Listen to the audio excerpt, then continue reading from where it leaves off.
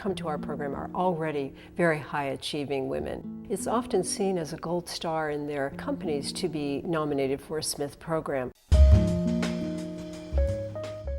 The very qualities that we are developing here in women, those of personal empowerment, confidence, emotional intelligence, are the very qualities that researchers have actually pointed out to be the qualities of great leadership, no matter who you are, and frankly, the kind of leadership that we need for the world today. I'm at the point where my next move would be to a job that's more of a global position, where I'm having to work, one, across different cultures, and two, with folks and lead folks that are in different regions. And so in my mind, that takes a different set of skills. It definitely takes a more strategic leadership style. When people come up with their own answers, they're more likely to act on it than when they're just given the answer, because you're developing them. You're growing the answer out of them instead of giving them the answer. Because I'm an engineer, I'm a data-driven decision maker. But with people, it doesn't always work that way.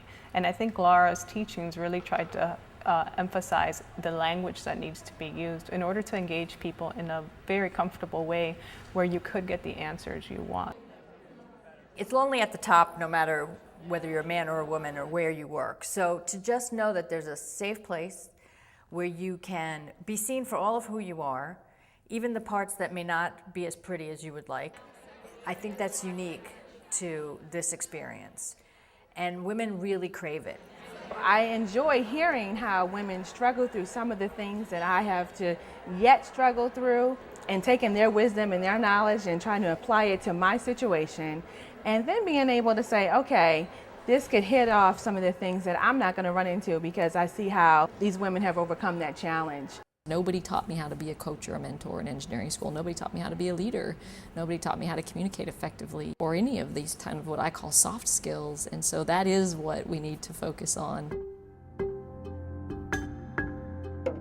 A real common theme among a lot of successful leaders in companies, in government, in the military, is they're people who are successful at teaching points of view based on what's happened in your life in your personal leadership journey line, what stories you think pull that together, and how you can teach those stories to colleagues to help lead your organization. Many of the program participants in Smith Tuck, they're here and because they've been successful, and they have been successful in their careers in large part because they've realized where there's growth opportunities and where they as individuals and their firms overall need to learn.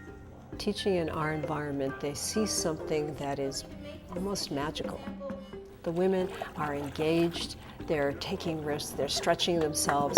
You didn't think you'd get in the water this fast. Yeah.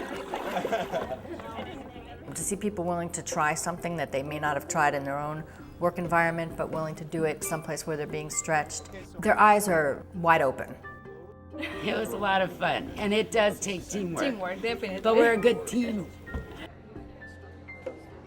What is so unique about this experience for me is being here for a week on my own, and it's all about me. I almost feel selfish, but it is kind of refreshing. I don't know that I appreciate how much folks pull on me as a wife and a mother and as a leader, that I don't really spend a lot of time focusing on just myself, and so I've definitely taken that away from the week. Being educated with women allows you to be a little more open with your ideas and insights. I don't need to be concerned about whether this sounds too soft. Smith has really an elite brand within our company. Chubb has been a long supporter of the Smith program, and we have a pretty competitive selection process internally at Chubb to, be one of the participants. I think you have to be very careful in choosing your team. You need to empower them, and then you need to give them credit and visibility. So I often will ask my team members to make the big presentation. I don't need to make the big presentation. They can make the big presentation. That visibility component is key and will help them to move their careers along. Empowering them, that also drives a tremendous amount of loyalty. I want them to feel comfortable coming in knowing I've got their back. I think before women leave for the program, we want them to be truly open to an investment in themselves, developing the depth of knowledge that they're going to need for their next opportunities and that they can draw upon. So we really challenge them to stay away from their phones, their Blackberries, and their laptops, and spend 2 weeks really looking at what can I take away from this, and how can I do my job just a little bit smarter when I go back.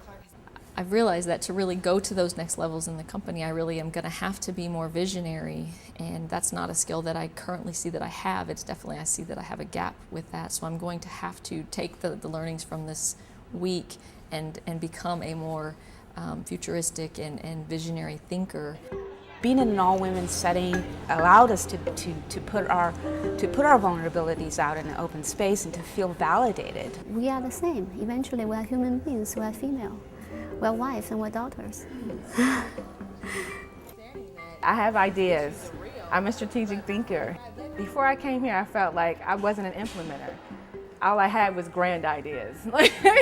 But given the tools from here, I can really see my future coming to me in the present.